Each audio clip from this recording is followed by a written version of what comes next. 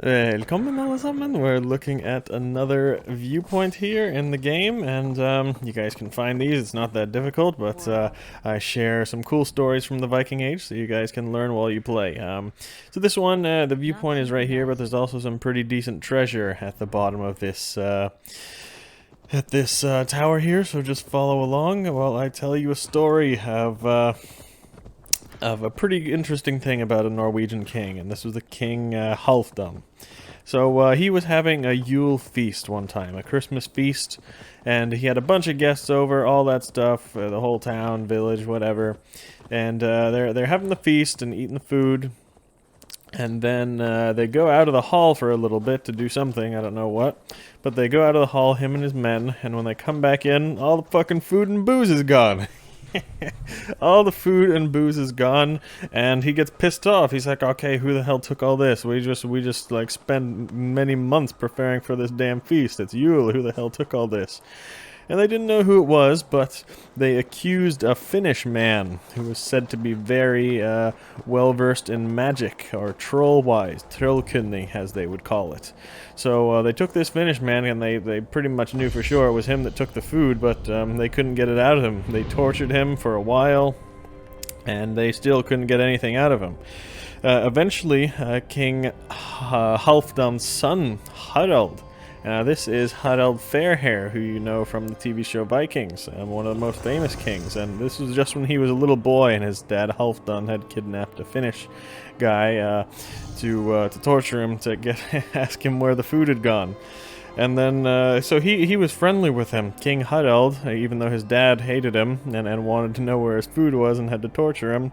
King Harald felt bad for him, and he begged his father to let him go. Then, after that, whoop, that's a little long fall. That's alright. Fucked up there.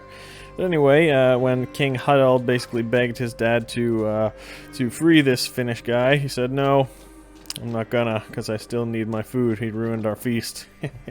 So eventually he does get the Finnish guy away. His dad Halfdan leaves, and I'm looking for this thing right here. You gotta shoot this... You gotta shoot this lump of sacks that's hanging above this little hole right here, so just pay attention close here. So anyway, Halfdan leaves, and his son Harald frees this Finnish man and gets him to safety, basically. He gets him across the fjord, and he said, "Yes, thank you for helping me. You will receive good tidings from me because of this." So that was it. And he placed a curse on his father. He placed a curse on the king, Halfdan, and that is eventually when Harald started to become king. He wasn't king of all Norway yet. This was just when Norway was a lot of little small kingdoms, so this was just the start of his rise. And that was it. Now, this is a very, very interesting story because it pays a very, very close... parallel to one of the myths that we have, actually, that is very mysterious, and that is Grimnismal. Okay, here you go. There's this treasure map that you can collect right here. And yeah, that's about it. You can search around for some more treasure in here if you like. There's just some little silver, but it's dark, so he used the torch. But anyway, the Norse myth, it's in a poem called Grimnismal, and in this poem, it's Odin who is the main character. His name is Grimnir in this poem. And he basically comes to a king, a very greedy giant king called I think it's Geirröd is the name, if I remember it right. But anyway, he comes to that king. And he takes some food, and he begs for some more food, but the king doesn't get it. The greedy king doesn't get it. Instead, he tortures Odin, and the story ends up very much similar. Odin gets comforted by King Geirröd's son, and he begs his father to let him go, but Odin basically, he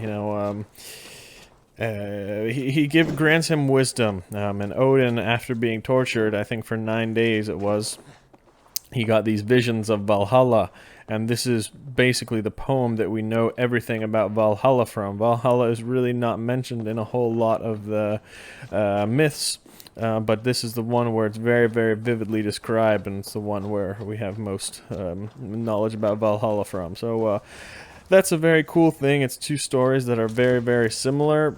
Does the myth about Odin in Grimnismal, is it based on that true story of King Halfdan, that Yule? We don't know, but it's just very similar. That's all for today. Thought I'd share. Vi ses nästa gång.